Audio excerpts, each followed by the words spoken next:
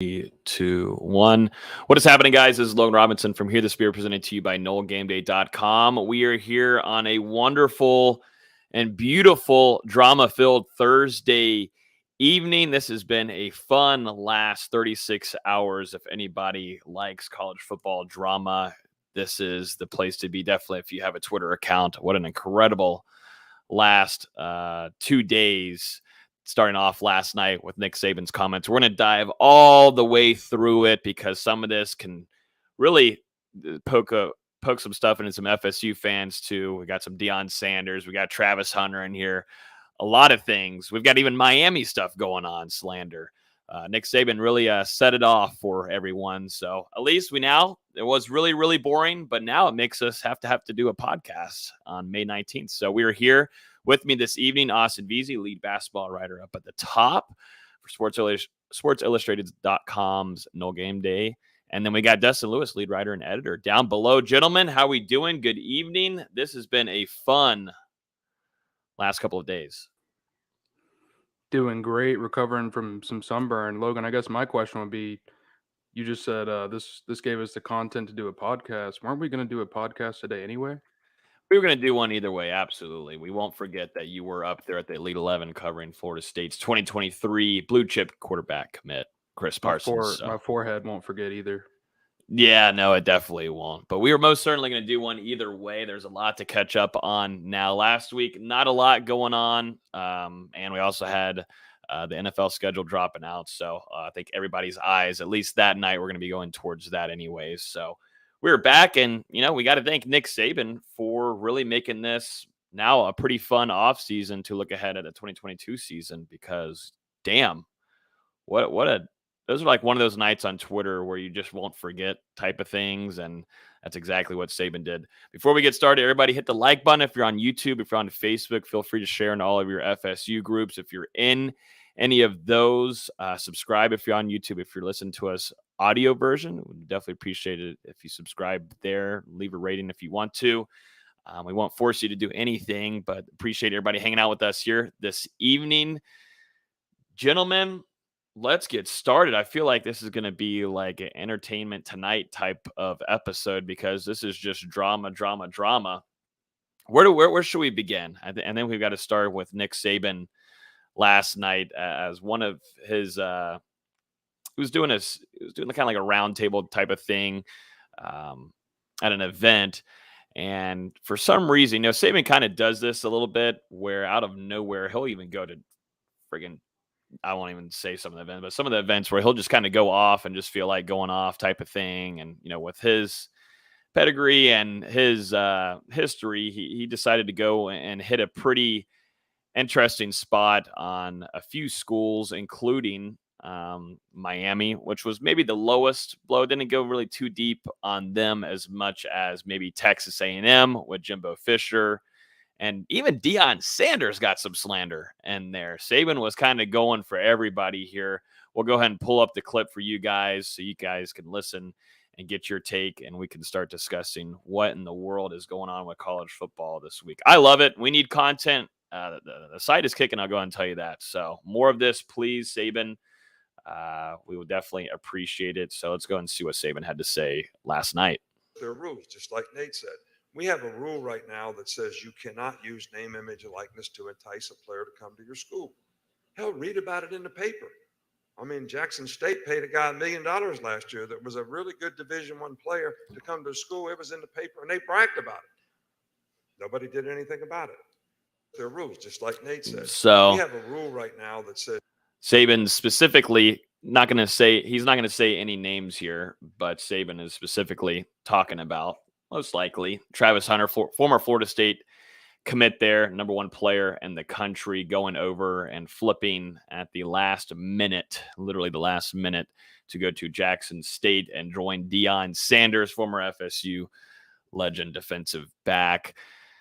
How was Twitter last night for you guys? Because this was awesome. We weren't expecting any of this last night, and it just put shockwaves across the college football. And we'll stay kind of maybe strictly towards this one point here that Saban decided to go with towards Travis Hunter and NIL, a lot of money going to grab him potentially, or that's the that's kind of like what Saban is trying to go with here, and a little bit of an accusation towards Sanders. Yeah, it's been a crazy 24 hours. Obviously NIL has been a topic that's just continuing to get more and more discussion with the allegations we've seen recently. Mike Norvell mentioned tampering. You had Boston College, one of their receivers said he received 6-figure offers, and now you've got the Pittsburgh wide receiver Jordan Addison heading to USC, and rumors said that was enticed by an NIL offer. So we'll see what comes out of that. But this is just normally coaches aren't so public with these comments, with directly calling people out. It's a lot of under the table, unnamed source type of stuff when it comes to that. So to hear Nick Saban just come out and directly mention Texas A&M, Jackson State, and Miami, that's not something you get. It's a little eye popping, and now he's receiving some backlash for those comments. He's apologized. He had a public reprimand from the SEC along with Fisher. So it's been a wild scenario here, and who knows if it's over, because Deion Sanders said he was going to comment on it, and he hasn't done that yet.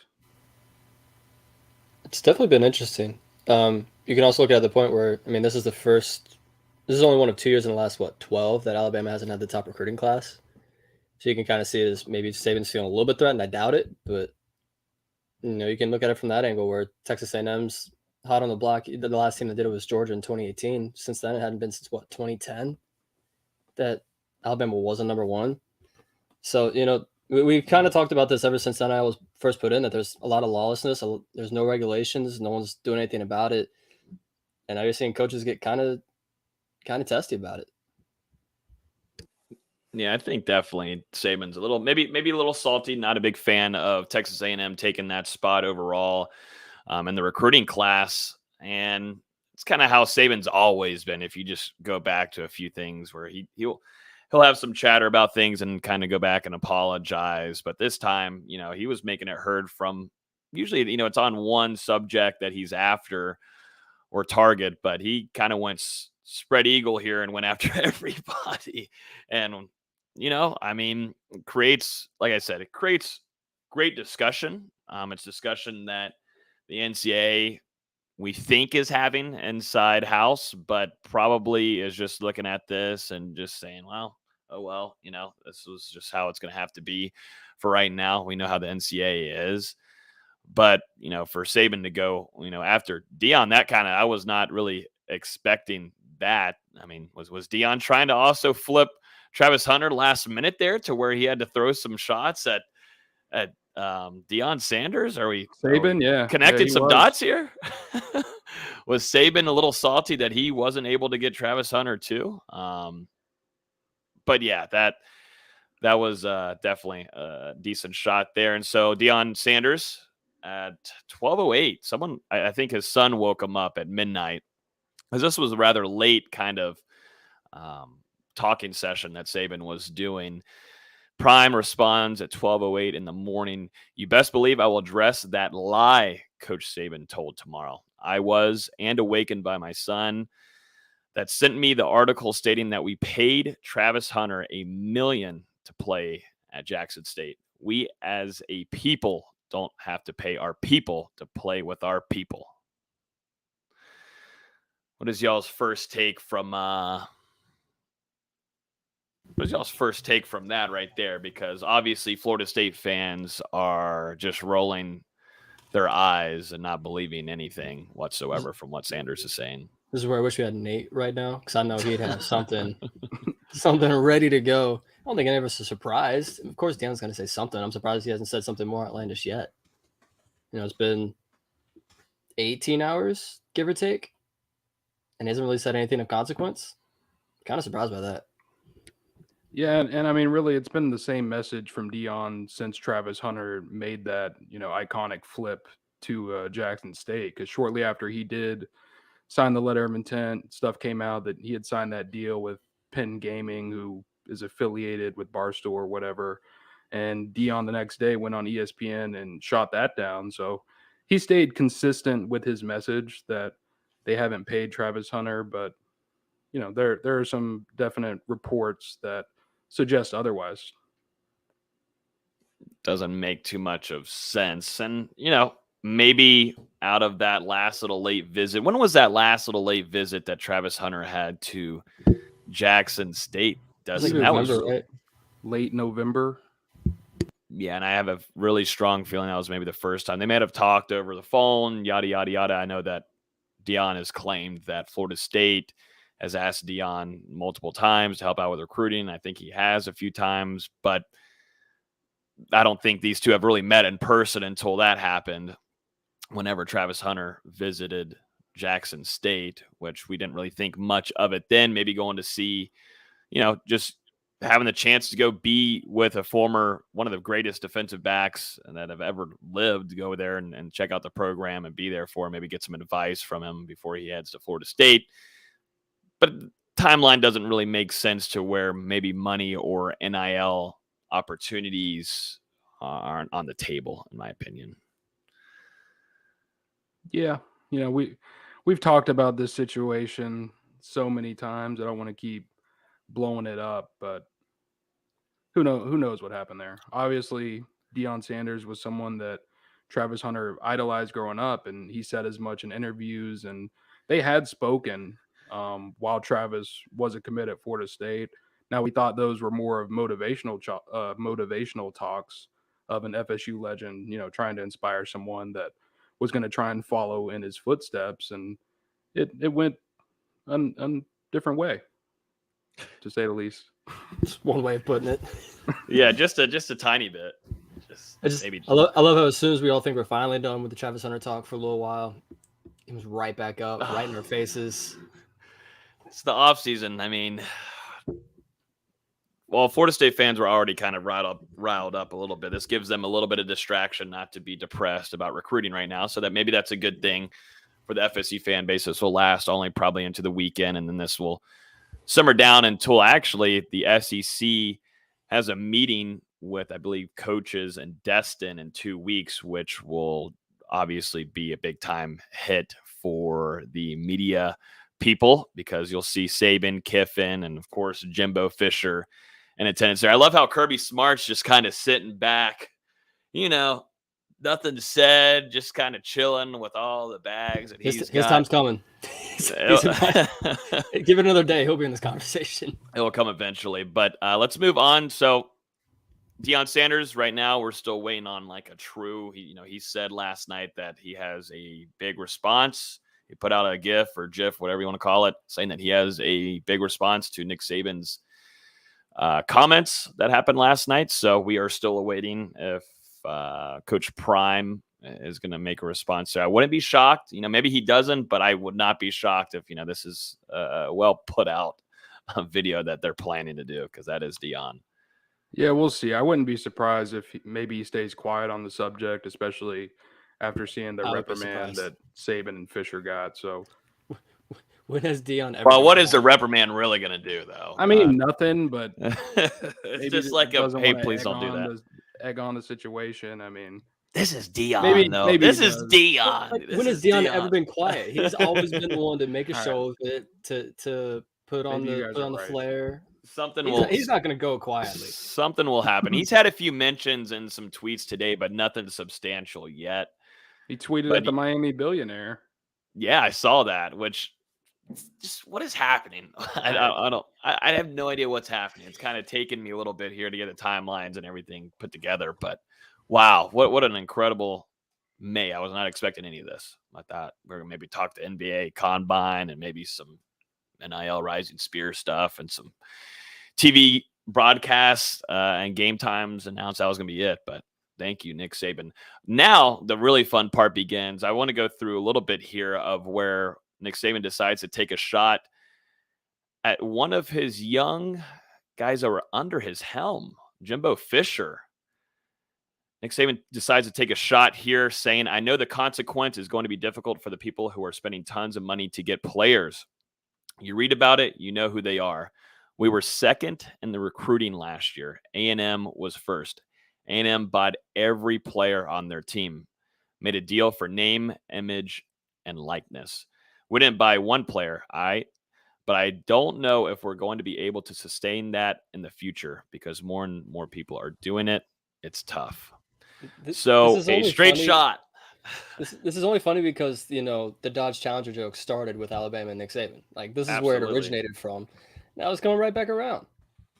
He's accusing another team like pot meat kettle. What are we doing here? Yeah, it's a little ironic. Obviously, there have been a lot of rumors about Alabama over the last decade. There have been some rumors about Texas A&M this past cycle paying upwards of 30-something million to land that recruiting class. Whether that's exactly true or not, who knows? It was a little funnier later on in his comments. Nick Saban mentioned that I think only 15 or 25 Alabama players have NIL deals that have generated a total of $3 million. And there were reports last summer that Bryce Young was getting NIL offers of around 1 million. So it's really tough to believe. There's money, it's open, it's on the table, but it's not exactly open and on the table. There's a lot that the NCAA needs to fix up here, and who knows exactly how they're going to be able to do that with the laws that are in place in different states and just different situations and things like that. So it's a scenario. It hasn't even been a year since NIL was introduced in college football, and it's already creating so much controversy. And it's one of those scenarios where you don't want to take money away from the players, Mm-hmm. but at the same time, like there's got to be some kind of regulating to where these schools just aren't blatantly cheating. There's got to be some kind of middle ground. I don't know where it is. It's going to be fascinating to hear the ideas for it. Because if Jordan Addison can get $3 million for a season, all credit to him. Go get your bag. It's wild. Oh, it is. It's a lot. It's a lot of I don't know. There's a lot of question marks, and we've talked about it a ton about the whole NIL and what they're gonna have to do with this. And it's just like, now, can we go back to where guys were just maybe getting paid behind closed doors? Can we do that? Can we go? That seems like a whole lot easier now than we're gonna see Saban and Jimbo, all these big dogs, now go ahead and go against each other off the field and talk about who's got the more money, who can offer the most, better collective, yada, yada, yada. This is where it kind of starts becoming political, which you don't ever really want to see. I think some people might step away from the NFL in some regards to go to college football just because of how maybe more raw and, I don't know, straightforward the football operations are. But now with a lot of money involved, agents, you've got collectives, you've got agencies. It's just it's tough. I mean, you're seeing now Pittsburgh's top wide receiver going over to USC, and I don't think that really was. We didn't get the full reasoning on it. Written out there, and it's in his notes, but that's a damn good wide receiver coach over there, and that's an uprising school. That's an uprising. You got a good coach there too overall, but reportedly, this isn't confirmed or anything, but upwards of 3 million plus, 3.5 to go join Lincoln Riley at USC and leave Pittsburgh just like that. That's where it kind of starts getting interesting, to where you're almost hybriding an NFL and college football together. It's gonna, if it goes on this trend, it's crazy how quickly this is happening. But 2 to 3 years, it's just going to be like an NBA. It's going to be like a mini NFL league, and I just don't know how much longer that can last, though. It's not just college football; it's college basketball too. I mean, there's all the rumors of what Julian Phillips got to go to Tennessee. I mean, it's not just college football, but college basketball is in that direction too, where coaches are calling these transfers and these recruits, and they're being redirected to an agent before they even talk to the player. It's getting crazy quick.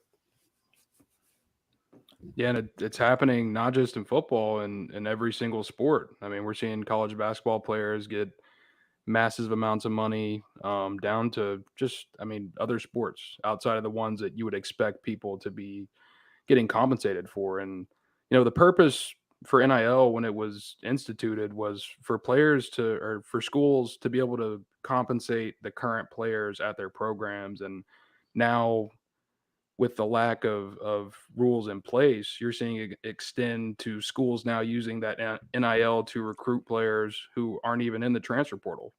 They're enrolled at other schools and happy there. But of course, if you throw a nice little enticing offer at them that the school they're at can't match, some guys, they can't turn down that money with where their situation is in life. So, it's just the system's being abused. There's no really clear fix in sight. It's just something that college football is going to have to deal with right now, and we'll see what happens in the future. There's no really exact way to tie this all down. What do you think is like the three? Because I know, Dustin, you talk to more recruits, but all of us on here can probably give our top three of maybe what entices a recruit to come to a program. Back in the day, wins on the field or on the court, probably in your top three. Your coaching staff, facilities. Yeah. Facilities, maybe playing time. But now I feel like NIL is NIL, or, whatever if you want to just say it's NIL, yada, yada, yada. Yeah. NIL, that's now I feel like in the top three starting off no matter what. Right now, it feels that way. Yeah. I mean, it's different. It's different for every single person, but with the way NIL is becoming so popular, that's certainly an area that you can't lack in if you want to be elite in college football right now. And I don't, that's obvious. So, and Florida State, they're making the progress to get there with Rising Spear and everything, but they're definitely behind some of the national powers, and that's just to be expected with where the booster base is and the funding in the program after COVID and everything. So they're doing what they can, and it's just important to keep getting people behind Rising Spear and other ways to support the athletes in the NIL spaces. But yeah, as for recruiting, I mean, really it just comes down to players want to go somewhere where they're going to win, and they want to go somewhere where they're going to make some money off NIL.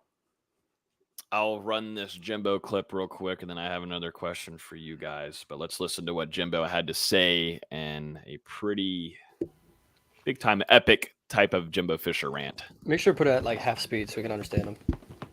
Half speed. Well, he was kind of tripping over his word. He was feisty. I don't know if y'all saw at the end of the clip here, at least the beginning. He was about to get up and leave, but he was kind of getting heated there for a second. Let's listen to Jimbo.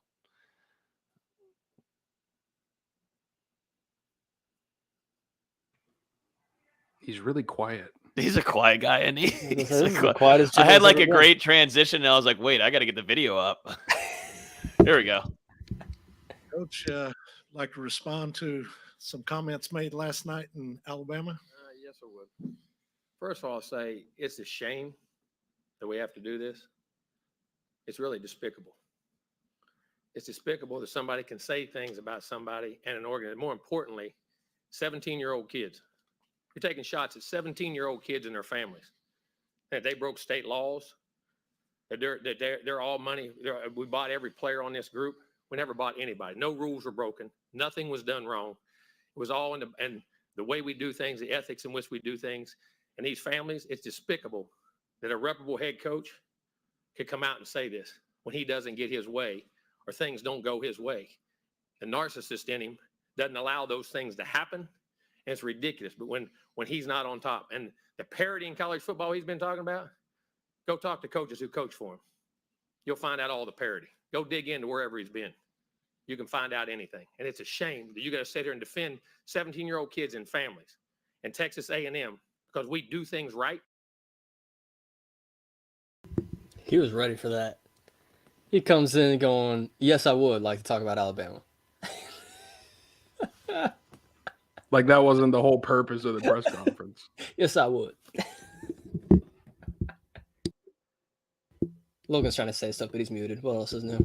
Damn it. I was going to say this should have been the thumbnail all along for the article we put out earlier today. But yeah, no, this is the Jimbo that I think a lot of Florida State fans were used to seeing, but this was a little bit more of, he was trying to be tedious with his words, but I do believe in a part of this was he trying interview. to be tedious? So part of this press conference, he kind of had some threats in here. I think close to saying that someone should have gone up on the stage and slapped Nick Saban. And the go in and dig into his past. Like, Called him a narcissist. He came with the strap. He wasn't afraid. No, he did not. No. Damn. Yeah, no, Jimbo definitely not happy from what Nick Saban said earlier today. And from Jimbo's point of view, I mean, like, he used to work for Saban. Like, he's like, this is a guy that I probably consider my mentor, guy that got me into this business, and now being thrown under the bus by him. Probably and I don't know if that had the comparison to Bobby Bowden, but like you were saying, Austin, he mentioned he worked under some people where he learned how to do things the right way, and he worked under some people where he learned what not to do. And he mentioned Bobby Bowden as being someone that he had a positive learning experience under. I don't remember the exact quote, Logan, but it's one of those in there. Yeah, so I got it. Clearly, he's referring to Nick Saban as the guy who taught him some things not to do, and they worked together at LSU for a while. And he ended it off by saying Saban tried to call him, and he didn't pick up, and just said, "We're done. I don't want to be associated with that guy." Yep, he said in quote, "You coach with people like Bobby Bowden and learn how to do things. You coach with other people," hinting at Nick Saban, "and learn how to not do things. There is a reason I don't go back and work with him. I don't want to be associated with him." He also was talking about, Texas A&M and, the usual, this is an organization that doesn't make mistakes, cheats, yada, yada, yada. He already talked about Saban here, but he just says it's despicable when a reputable head coach can come out and say this when he doesn't get his way, when things don't go his way. The narcissist in him doesn't allow that to happen. He said, "I don't cheat. I don't lie. I learned that as a kid. If he did, the old man slapped the side of my head. Maybe someone should have slapped him." And like I said, these guys will be meeting each other in 2 weeks. In 2 weeks in Destin. That's not too far away. Can I get a credential to that? I don't know about the don't lie part. I think some Christmas trees would like to have an argument with Mr. Fisher. All I know is that game. What day is that game? October 8th, I think, is when that game between Texas A&M and Bama happens. October 8th. Yep. That sounds and right. It will be in Alabama. It's going to be a primetime 8:00 game on ABC. Yeah. That's going to be a very, very game to go to. Yeah. No matter if both teams could barely win a game this upcoming season, they will have that on primetime. No matter if that's 3:30 ABC, they're going to have that primetime for us. Since then, Saban went on a Sirius XM show just a couple of hours ago, and nothing too significant here. Just apologized a little bit from a few of the things that he said. He said that he also tried contacting Jimbo, which Jimbo said this morning that he ignored multiple calls. This is definitely like a breakup when it starts, because he said, "Yes, Saban's been calling me, but I haven't been answering. We're done." We're done. I thought that was hilarious. I smiled and chuckled because I think sometimes we've all been through that where, we're done. It's over. It's a wrap. The post-game handshake October 8th is going to be so overanalyzed. Will there even be one? They even shake hands. That's what I'm saying. If they even shake hands. Jimbo said they're done. They're done. It's over. I mean, but if Bowden can shake Spurrier's hand. Well, those have...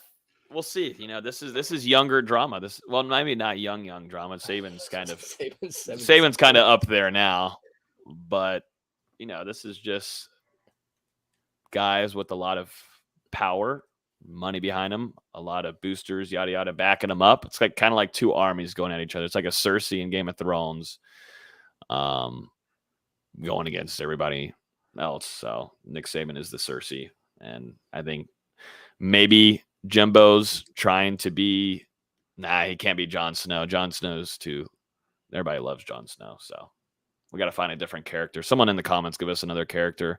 Cersei, That'll be Nick Saban, but we got to find one for Jimbo. Why do we have to compare it to a terrible TV show? Excuse me? Take that Worst off ending of all of one time. season. Well, the ending was the problem. The ending was the problem. Well, then they ruined the show. No, I don't take away saying that was a terrible show just because of the ending. I don't believe in that, but someone will. But yeah, that was it. Then it doesn't stop from there. You know, we get to hear from the former Florida State commit Travis Hunter. He put into a tweet earlier today talking about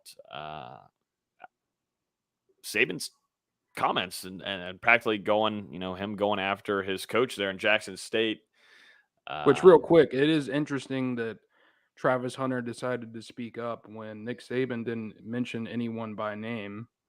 Same as Deion Sanders last night responding in his tweet saying Nick Saban's comments that we paid at Travis Hunter $1 million.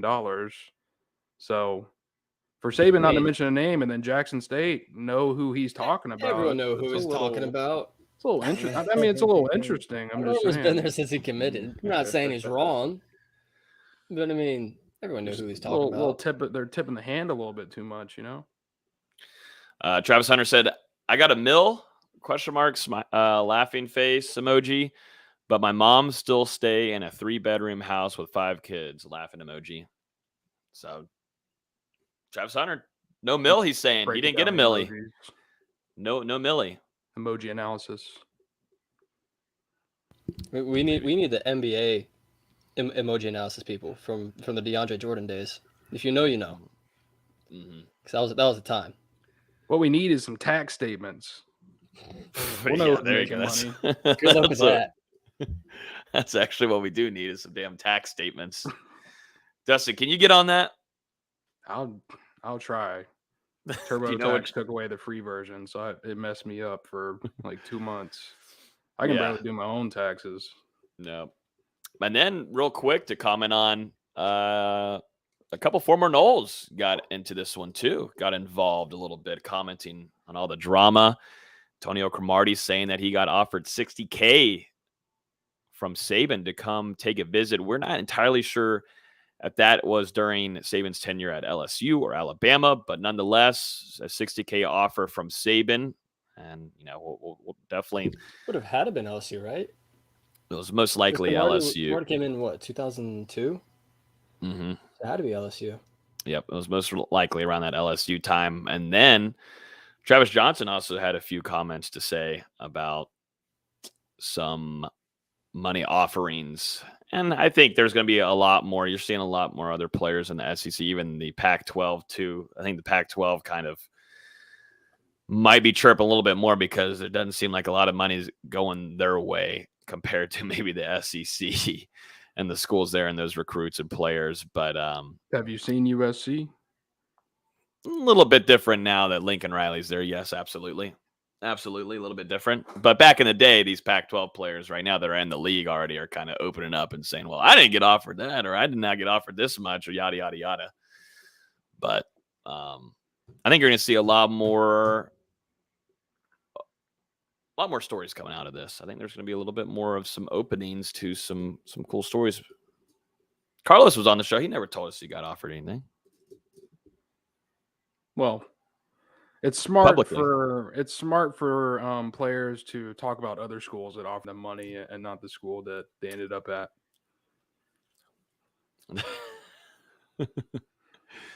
Maybe, probably so. All right, so that was practically it there on all the drama. We'll keep an eye out for any more. I'm sure some more will come out of this. We're still awaiting Deion Sanders. We'll see if he says anything. So we'll keep an eye out for that. Could happen while we're on the show tonight. We'll see. We got some Florida State games announced. Some of their primetimes ones have been revealed from ESPN. They'll also be broadcast on ABC. First one, week 1, will be Florida State versus LSU in New Orleans. We are looking forward to being there for that and giving you guys some full coverage. That will be kicking off 7:30 primetime, ABC, ESPN. And then also Florida State versus UF, which is going to be on a Friday night for the first time ever. This will be inside Doak Campbell Stadium too, which is going to be a really weird feeling.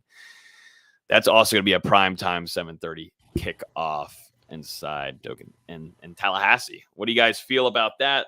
not really much of a shocker here, maybe for the FSU versus LSU game, because that is practically the only significant game on the slate of the day on that Sunday.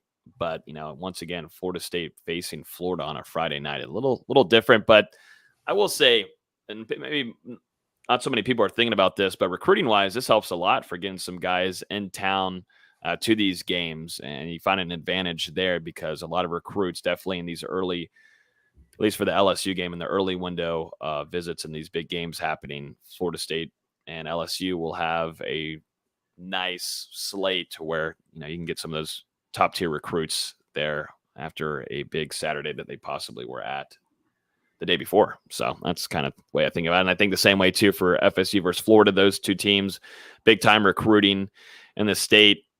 You get a Friday night game. You could probably get a lot of talent there to travel up to Tallahassee and be there to attend that. And then they can go travel off to wherever else they want to go on Saturday for the rest of the games on rivalry weekend. I just hope with the Florida game that, it goes well. Because as someone that works in retail and is going to be working a 15-hour Black Friday shift, the last thing I want to do is come home when we're down 20 at halftime. Just to make my day even more miserable. That's the only comment I have. Because I think we all expected the LSU game to be a night game. That's not a surprise, but hopefully the Florida game goes well. Yeah, I don't think either of these are really a surprise. And I've seen some people freak out, like, why is Florida State getting primetime games? Well, one of these games is on a Sunday and the other is on a Friday. So are they going to play Friday at 1 o'clock? Probably not. Normally when college football teams play on a Friday, it's a night game, just like when Florida State plays Louisville in September. That's going to be a night game. It's just how it works. So, good for Florida State to get 2 primetime games, and I expect them to have, at least another one, maybe 2 or 3 more, depending on what certain matchups look like throughout the season. It will be interesting to see what the crowd looks like for that Florida game, with it being the day after Thanksgiving. It's not like Tallahassee's the most, approved Thanksgiving destination, most sought after. So it's going to be interesting to see how, the day after turns out. I mean, obviously it's a huge rivalry game. Hopefully Florida State's a little bit better this season. But, Florida's in the first year of a new coach. It's going to be interesting to see the turnout. Got to hope that the students will come back, too, from going the day before. That's going to be the real thing if students are able to make it back and enjoy a 3-day weekend instead of usually coming back on a Sunday or on that Saturday. They're going to have to come back a day early for this one. Yeah, I mean, if you think about it, that's the regular season finale for Florida State, and they haven't made a bowl game the last 2 years, and we're thinking this program could respond, get back into the postseason in 2022, and depending on what happens as the season goes on, that Florida game could be the game that Florida State has to win to make a bowl, or it could be a game they have to win to get to a better bowl in the postseason. So considering the kind of success they have on the field in 2022, I would expect that one to be pretty packed because it might have some implications. Yeah, it might. And you got to hope that it's not implications of a bowl game on Florida State's side, kind of like how it was this last season, to where both teams were fighting for bowl appearances. And you don't really want to have that happen again. I know, Mike Norvell, we're going to have a long discussion about this throughout the next couple of months, throughout the offseason, but this is a major season for Nick Saban. No, Nick Saban, not Nick Saban. Mike Norvell. Oh my God. Well, those two aren't really the same. I'll be honest with you, so I feel bad. What just happened? Mike, well, maybe a big season for Nick Saban. Spent 30 minutes talking about Nick Saban. That's as much as it's been stuck in my brain all day long, between articles and tweets and talking about him the last 45 minutes is probably eating up my brain. But yeah, big time season for Mike Norvell to hopefully, get above a bowl game. And that's something that is highly expected going into this season. So we'll have a lot more discussion about that the next couple of months. Let's go into a few things here regarding NIL and collectives before we talk about Chris Parson and Elite 11. Rodney Hill, Kevin Knowles, Amari Gaynor, Tatum Bethune, Treshawn Ward, Kalen DeLoach have all announced their partnership with the Rising Spear Collective. We had on one of their head execs, Matthew Quigley, on the show. If you guys want to go back and listen to that episode a couple of weeks ago, last month, really dove deep into the Rising Spear and what it means to be an ambassador. We specifically asked him what it means to be an ambassador for a player. A lot of this goes into, arriving for events, being there, doing signings, and then also doing a lot of, charity work too, comes along with this. But I think it's still a little bit of a work in progress. But these players have just partnered with Rising Spear. Dustin, you were in attendance for the Elite 11 regional and up there in Nashville. First of all, how was that drive? Was it worth it overall? Yeah, I had a good time.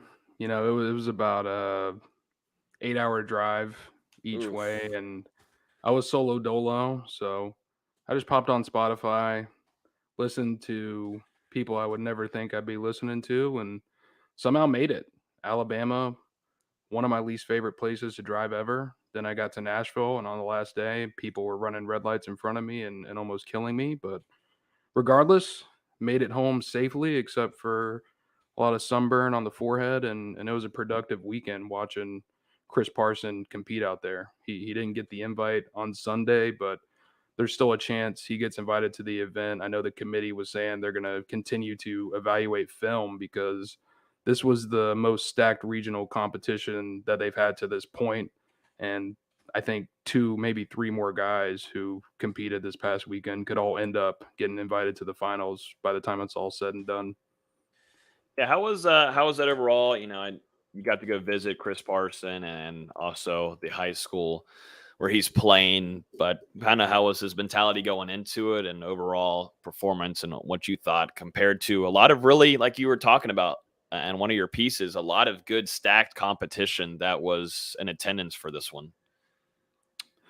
Yeah, well, Parson has really been preparing for this event since the offseason started. He's been tripping back and forth. We've talked about it a couple of times on previous episodes, but going back and forth between Dallas and Atlanta to work with 2 different quarterback trainers, worked with some NFL players in the process, and then at the same time he's back home in Tennessee at Ravenwood, going through spring football with his team, participate in track and doing more private workouts there. So he put in a lot of work leading up to this event, and he had a great day on Sunday. Just really some bad luck, because before things got started, they were going through athletic testing. So before they were throwing, they were doing things like the 40, the shuttle, vertical, things of that nature. And of course, very first thing that you have to do is run the 40, and you get 2 reps. On Parsons' first rep, he tweaked one of his hamstrings and still came up with a 4.7, but he had to scratch the rest of his athletic testing after that. He was getting bothered a little bit by it throughout the day. You could see it. So that was just something that it didn't help on the day. Yeah, no, that definitely does stink. You definitely don't want that happening. But it looked like, at least from some of the film that you were posting throughout the entire day, because that was a long day out there. It was hot. Yeah, I was about to say your forehead definitely was burning. It's not as bad as it was, but yeah. Which was worse, Kenny Shaw's camp or this one? I would say Kenny Shaw's camp, because I hadn't learned the art of applying sunscreen at that point, and me and you were both just really, really stupid for some reason. We were like, yeah, one coat of sunscreen will work for 9 hours. And I mean, man, on Sunday, I put on 3 coats of sunscreen in about 5 hours, and my face still got melted. So what am I doing, man? You need to go outside more. I keep on telling this. You've got to start going outside more. Look what happens when I go outside. Turn into a marshmallow. Well, a red marshmallow. Yeah. not a really white one. It's definitely dropped red. in the fire. Yeah, you did. But no, how do you think he looked against some of those top competition?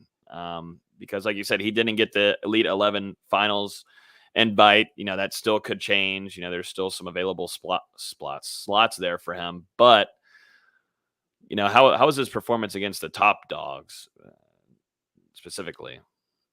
Yeah, I don't know if you want to pull up any of the clips that I have on my Twitter, but just watching him throughout the day, he had a very consistent day. They probably went through about 8 or 9 different drills, and there was only one where he seemed to struggle, and that was a drill where you had to basically snap it from under center, kind of simulated, and then roll out of the pocket while acting like you were faking a blitzer.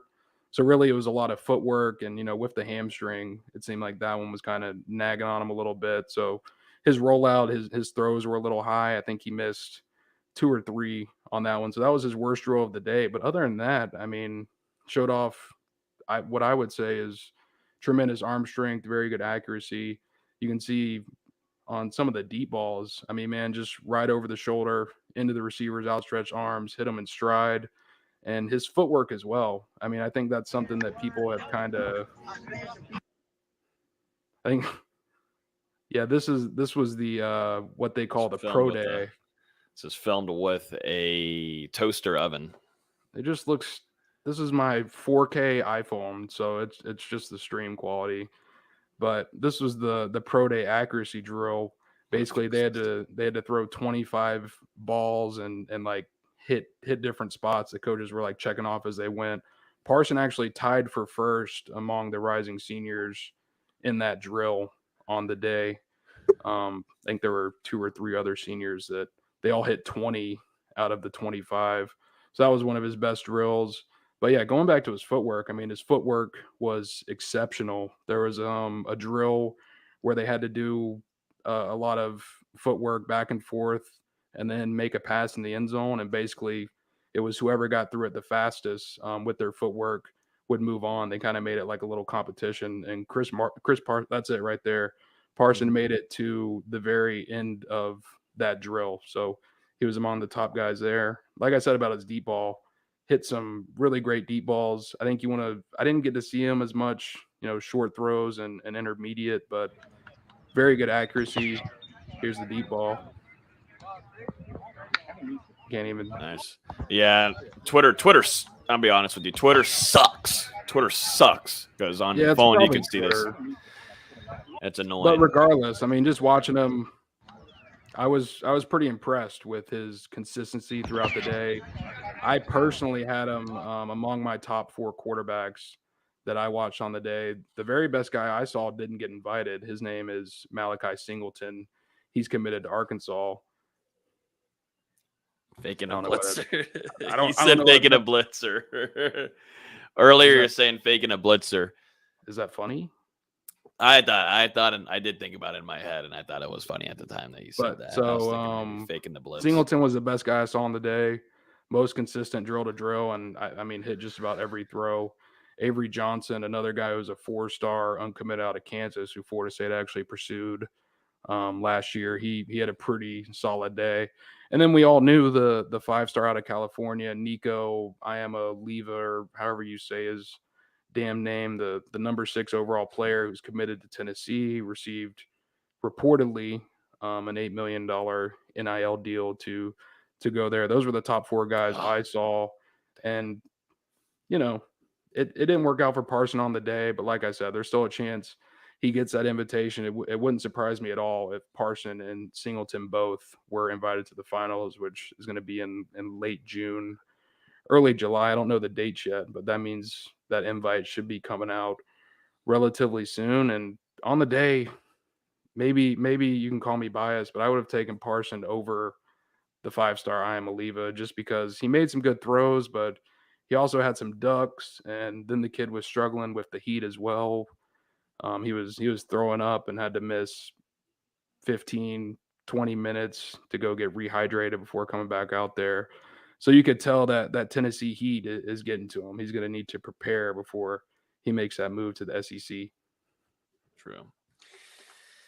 Yeah, no, I'm interested to see if Parson does end up getting the invite, because from watching a lot of the film there and compared to other players surrounding him, you can see just the training that he's done has put him into a really good spot, and it shows with his footwork, like you were saying, but just the way that his technique is really smooth, and it's gotten a lot better too. And he's going to continue to do that throughout the rest of his summer camps and the training sessions that he's doing now. I feel like across the whole country, going from Dallas, you're going over to the Northeast, and you're going to this camp now with the Elite 11 regionals and competing there in Nashville. So he's working a lot, and he's working with a lot of talented trainers along with other significant players too that are in the league playing right now, and that fit around his play style too, which I think is really smart to put himself in that kind of camp if he's going to do some kind of training with For these sure. guys. And I mean, it was noticed by those in attendance. You know, I was getting some water at one point while I was melting, and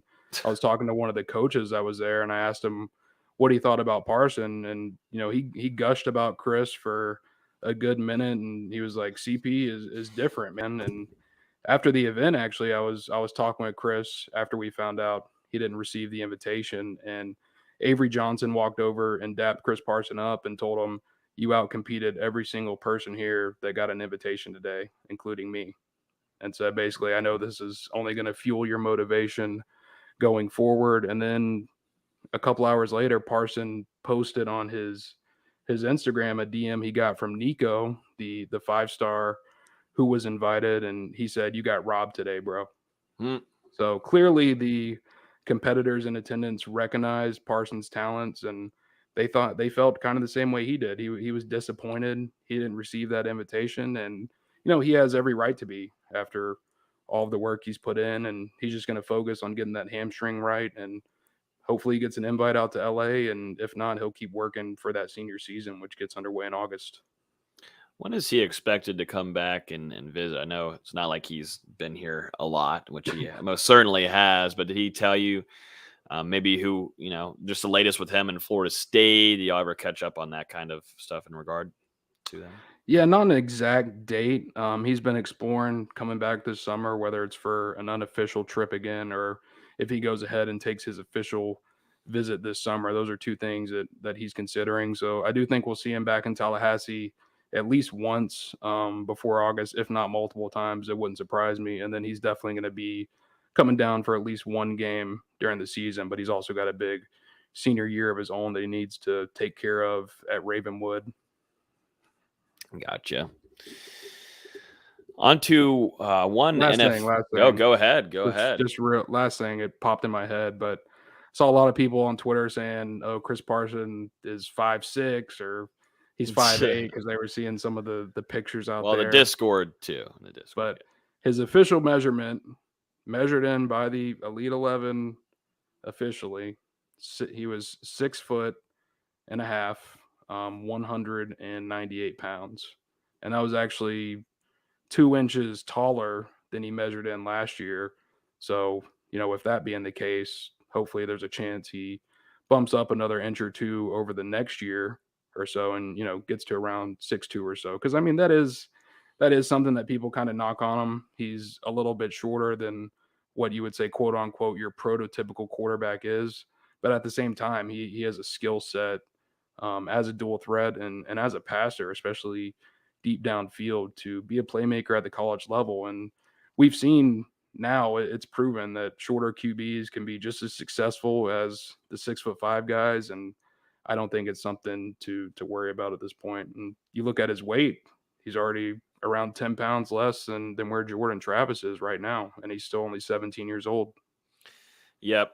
Kyler Murray is 5'10", Russell Wilson 5'11", Baker Mayfield 6'1", and I believe Jalen Hurts is around 6'1", 6 foot.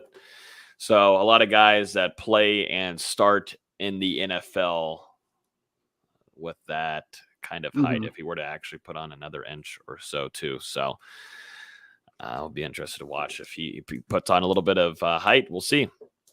But nonetheless, very talented for what his size brings him right now. So just a little quick hitter too.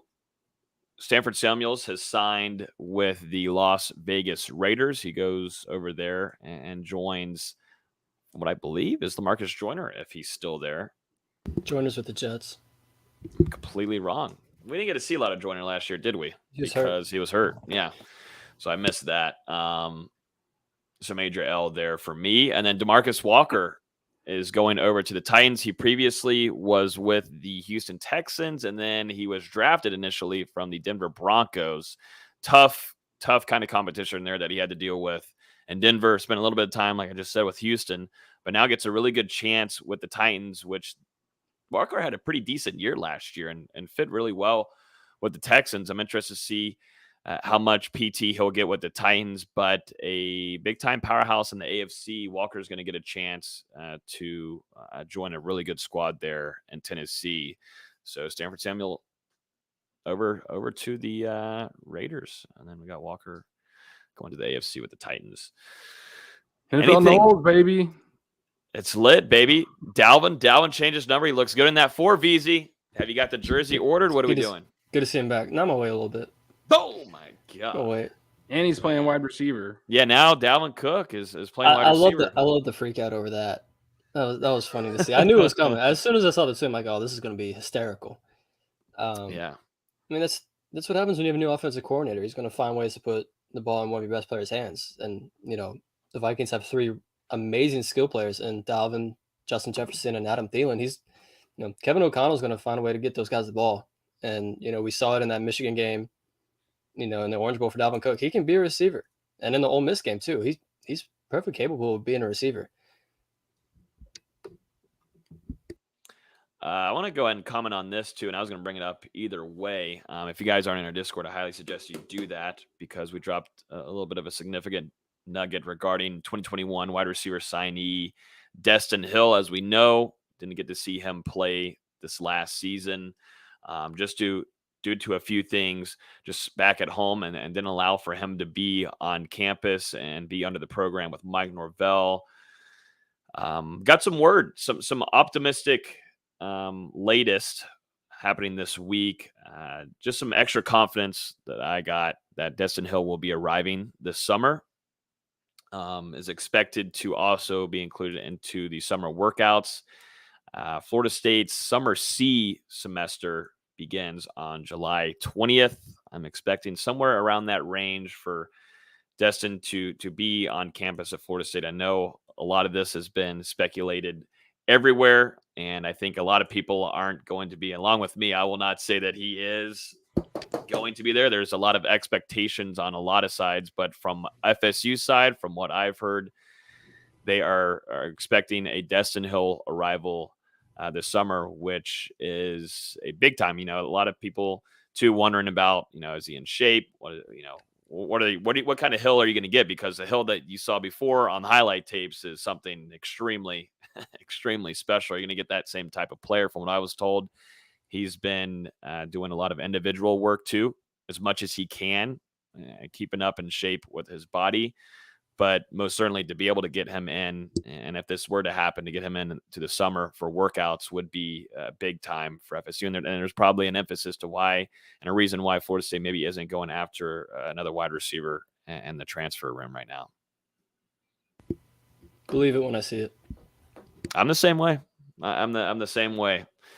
I'm the same way. There's a lot of other things that I wish things that we wish we could share, but there's things that need to stay under the radar just for different circumstances. But just off of the rough details that I can give, I do feel a little bit more confident about having a Hill arrival here soon into Tallahassee and Florida State's campus, which would be definitely, we might see Tallahassee just go crazy. I don't know what Twitter will do or the Discord. We have no idea, but we might have to do like an instant reaction live video to that, to someone catching him on campus in a picture. Or once they check that student directory and that's on there, then I'm sure someone will do an instant reaction to that. And it'll probably be me, sadly. Well, I already checked and he's not on there. So like Austin said, I'll believe it when I see it. But can you imagine if Destin Hill did finally show up after about 2 years and then he comes in and, he's an offensive tackle now? An offensive tackle, yeah. That would be just great. Can you imagine the disappointment? Maybe a little bit different than the individual work there that I didn't know you'd be eating that much, Destin. It just feels like the hopes and dreams that were on Travis Hunter's shoulders have now been shifted onto Destin Hill. And if he doesn't show up and play like a unicorn, fans are going to have a problem. I think people just want a resolution at this point. They just want to see him. Like, is he real? Yeah. Yeah. Like, Is it just a name that's been published for views by FSU media sites, or does this kid actually exist? I bet if you go back however longer we started live podcasts, there's a Destin Hill comment under every single one on YouTube. I can almost guarantee that. Usually, you're not wrong about that. You are not wrong. Usually, there is a Destin Hill comment. So just resolution one way or another. Come, don't come. I don't care. Just something. Yeah. Tired of it. No, I'm right there. I'm right there with you guys. But from what I was told earlier on this week, definitely on Monday, from when a few things happened, FSU side feels really good about having Destin Hill on campus this summer. So we will see. We play the waiting game. I promise I will not be the freako that sits outside the Moore when June starts. I will not be doing that. I hate to. I will. No, you will not. I got to anyway. They're having some camps. So well, if they're doing recruiting camps, you got official visits coming up, so maybe I'll get lucky.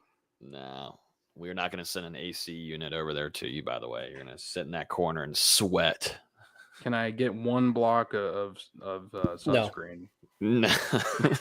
You can get one bottle of lukewarm water. That's what you get. I need about SPF 1000 at this point. Yeah, you do. Yeah, you do. Well, if you're staying out there to look for Destin Hill, you're gonna be. If you thought you were burnt now, bud, you're gonna be burnt. You might as well get a towel, a lawn chair, and you just sit there and tan while you can. Use a lot. We're going to have to give you a whole case, Costco case of sunscreen, bud. Yikesies. All right, let's move on here to some basketball to wrap things up so then Dustin can get to his Celtics, who have started off the series in the playoffs 0-1. Just thought I'd throw that out there. John Butler, maybe not having a great NBA combine. He just recently signed with Rock Nation, an NBA certified agency, but as we know, entered to the NBA draft. But was it too early? Is this too early for Butler? Austin, give us the latest. I mean, it depends if he wants to come back or not. Which, as of now, the expectation is he doesn't want to come back. But he hasn't looked great so far. I mean, granted, it's only been 2 days. But he measured in at a hair under 7'1" and 174 pounds, which is as absurd as it sounds. I think he was listed on FSU's roster at 190 pounds. Which, I mean, college teams are always going to, fib and lie a little bit.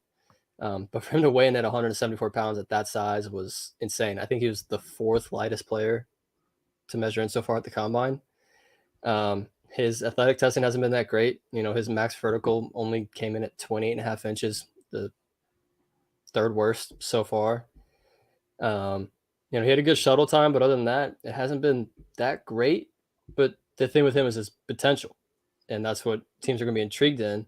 In his scrimmage game today, he was only attempted 6 shots, but 5 of them were from 3, and he hit 2 of them. Had, was it 2 blocks and 3 steals, or the other way around? 2 steals, 3 blocks. So you have a guy that can, be a defensive demon, hit 35, 40% of his threes. That's what teams want to see. But 174 pounds is wild. It's just wild for someone that's, supposed to play 3 through 5 in the NBA. Just, I don't know. I really don't know. And to Logan's comment about him signing with Rock Nation, even though he is still signed with an agent because he signed with a NBA certified agent, he could still, withdraw from the draft if he chose to do so. But we've still got, I think, 4 more days of NBA combine. So plenty more scrimmages to come. He's got to go through all these shooting tests, which I think that's where he's going to make his money, is in these standing shooting drills and the non-stationary drills, because if he hits 55-60% of his stationary threes, teams are going to go, oh wow, this is something we can buy into as an early 2nd round prospect. Yeah, I mean, just you look at the physical aspect with him being so light and him probably being expected. You said it 3 through 5, but really I think he slots in probably as a 4 at the next level, someone who can help you as a stretch big. But, and correct me if I'm wrong, it just seems like people are getting really enthralled with the idea of these big guys who can handle the ball a little bit, play defense, shoot the ball, have a little bit of athleticism.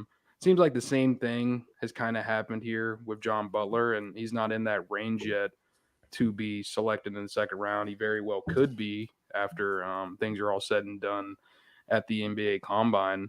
But it seems like maybe he's getting some bad advice, taking the leap this early. What do you think about it? I mean, you also have to look at the way the NBA is playing right now. I mean, look at 3 of the 4 teams that are, in the conference finals. Dallas doesn't play with a true big. Their best lineups with Maxi Kleber at the 5, who's this, guy that can guard 1 through 5, hit 40% of his threes. You look at the Warriors, their best lineups are with Draymond at the 5. You look at Miami, their best lineups are with Bam Adebayo at the 5, who is more of a little bit of a true 5, but he still has, great ball skills for someone at his size. These modern bigs, not these modern bigs, but these more traditional bigs like Rudy Gobert and DeAndre Ayton have been played off the floor. And I think the NBA is going that direction where you want small ball, but you also want a guy that can hold his own down low, be versatile, block shots. And I think that's what teams are seeing in John Butler. He's like 2 years away from realizing that. There was that whole joke with, who was it, Bruno Caboclo? Yeah, that's what when he got drafted, he was 2 years away from 2 years away. I think John Butler's going to get a lot of those same comparisons because he's so raw right now, just so far away from being, I'm even a Maxi Kleber in the league right now. Mm-hmm. And I love Butler. I think we all do, but he's just really far away from it. So he should have stayed another year. Legitimate time in a NBA strength and conditioning program for at least 2 years to put on the necessary size and doing it the right way as well, because to this point, I saw a tweet earlier. I don't know if it's accurate, but apparently if John Butler was to make the NBA, he would be the second lightest player in the entire league. Whether that's true or not, being that's crazy with his height pounds and having to, bang down low, and I mean even defend on the outside against some of these 7-footers who aren't 174 pounds. They're 240, 250, 260, 270. I mean, imagine him trying to go up against Giannis in the paint. Imagine trying to go against. Talk to you later. Imagine trying to go against Embiid or Jokic. I mean, guys that really know how to use their weight. Yeah. Even a guy, not even big, a guy like Luka who has bullied everybody, even DeAndre Ayton. I mean, just good luck. Well, he's even getting bullied by Kofi Coburn right now in those draft combine scrimmages. I saw a tweet earlier that said Coburn basically ran Butler right over on one of the plays, and Butler had to leave for a little bit because the funny thing is they're on the same team for these scrimmages. So that is funny. Then I didn't even know that. Yeah, because Coburn had 13 rebounds in the same game that Butler had 3 on the same team, and Coburn played. I guess he wanted to rebound really bad. Took him out. Yeah, Coburn played I think 9 minutes, and Butler played like 15. I will say Butler's shot looks a lot better. Someone posted a video of his pro day workout with Rock Nation. Shot looks good. It's a little bit smoother, a little bit quicker. But he's got to add weight. Got to add consistency too, because you can't go 2 for 6 in these scrimmages and expect to impress scouts. Got to get him whatever they put on Farmer. Coach Storms. Put him with Coach Storms for a little bit and put him on the Farmer plan, Joshua Farmer. They need to put him on the Chris Kamaji plan because Kamaji was that same way for a while. I mean, obviously he wasn't, 170 pounds, but he was, 190 when he showed up on campus, I think. And by the time he left, he was 260. Damn. Oh, maybe they had plans and he just left too early. Yeah. I mean, again, he could still come back. It's all pie in the sky, but we'll see. I just feel like it's trending towards him not coming back. But no, I agree. I totally agree. Gut feeling. I'll have to keep an eye out for this. I don't know. I definitely feel it's just early, but I think everybody's praying he comes back because that team's solid if he comes back. Yeah, you have a lot of versatile guys down low that can switch, play multiple positions, guard multiple positions, beat you in multiple ways. It'd be intriguing if he came back on next year's team. It really would be. Definitely would help for sure. But we don't remember last year's team at all. I don't remember last season. So that's what I'm talking about next year. Yeah, that's right. Anything else, gentlemen? Anything else that we need to keep an eye out for? It is the dead time period. I guess the excitement now is just more college football drama, really. We got the game times announced for LSU UF. It's kind of a slow next couple of weeks, I would say, until maybe some visitors start, some big visitors start lining up for Florida State. I know that there's some talks and some buzz about a few transfers, but until anything gets closer, nothing much event wise is coming up. Just playoffs. Just NBA NBA. playoffs. That's all that matters. Yeah, NHL playoffs are on. No, not that. No, really, no. really good playoffs right now. Stanley Cup. Who cares? It's been good stuff. We're in watching the that. NBA conference finals. That's all I care about. Oh, that's what you are talking about. I thought you were talking about. Oh, So you got a Boston fan down low who is looking at the clock every 30 seconds, making sure we don't run too close to the tip off time. It's unbelievable. I'm a Dallas fan. Logan's technically a Golden State fan, though he doesn't care. Well, I already know that we're going to the finals, so I don't really have to watch it. So, but I will bet on them, though. I will bet on them. That is the fun part about all this. It is a good time if you're a betting person. This is really entertaining time to be a bettor. So, if any betting sites out there or whatever want to hit us up, let us know. Even though it's not legal here in Florida, so I don't know how I'm betting. I don't think But it's maybe legal I'm in maybe I've Carolina been. either. Well, I don't know how I'm betting either. I just made that up for the last couple statements. I don't bet. I made that all up. Sorry. But yeah, it is a little slow for Florida State football right now, but I expect things to start picking up again early June because they're going to start having some camps on campus. Obviously, they're going to have an elite camp on June 4th, invitation only, with some of their top prospects in the 23 and 24 class. Then they're going to have various camps throughout the month, another mega camp. So there's going to be thousands of recruits and different college coaches here helping with that. And they've got some individual camps that'll focus on different positions, some stuff in June. And then also official visits are going to begin for not only transfers that they'd like to bring in before 2022, but also players in the 23 class. Looks like Florida State is setting up that June 24 to 26 weekend to be the biggest this summer, but they're also going to have some guys in the weeks leading up to that as well. And it'll vary. We've been confirming some of them in our Discord, and that's just going to continue now for the next month or so. Well, everybody, definitely appreciate. We covered quite a bit on this. I mean, definitely, if you're able to include Destin Hill in here, then you definitely made the views count. So, appreciate everybody for hopping on here. As always, you can listen to podcasts on iTunes, Google Play, Spotify. If you're on one of those platforms, feel free to hit the subscribe button so then you're able to be notified every time we release a new episode. Deeply appreciate you guys hanging in there with us during this offseason. I know that we keep on teasing that we're trying to grab guests. I promise we are trying. I think a lot of us are trying different kinds of things here. It's not that we're getting really shot down. We're trying to figure out schedules for everybody because a lot of things are all over the place, and we're going to be in Tampa quite a bit.